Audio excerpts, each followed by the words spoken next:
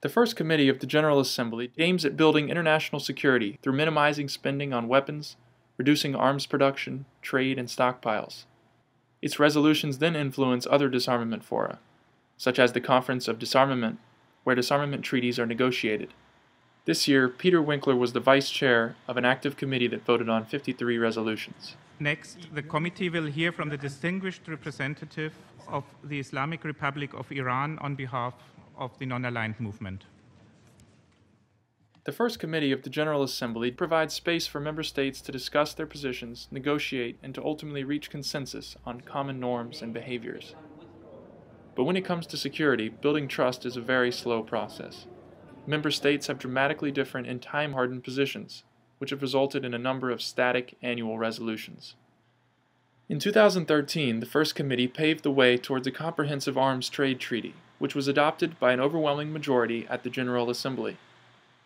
This treaty regulates the legitimate transfer of arms, while at the same time preventing both illicit and irresponsible trafficking of conventional arms.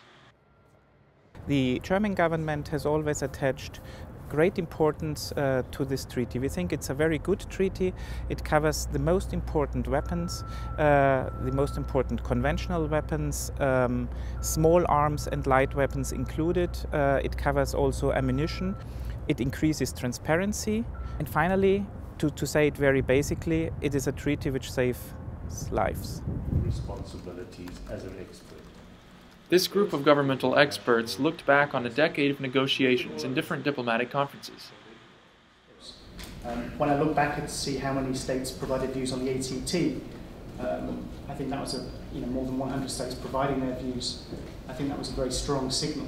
This treaty is an example of how these negotiations go, how we work together with the mission here and the headquarters and the colleagues from Geneva. Germany has participated in these negotiations always as somebody who has been trying to drive this forward and to bring a strong, a meaningful treaty to the end. In October this year, Germany tabled a resolution adopted by consensus advocating for increased security in ammunition management. This resolution builds cooperation between the UN, member states, and NGOs in order to reduce the risk of explosions of ammunition depots and stockpiles, affecting over 60 countries and thousands of individuals around the world. Well, we are dealing very much with papers. We are in the consultation rooms. We are in negotiations.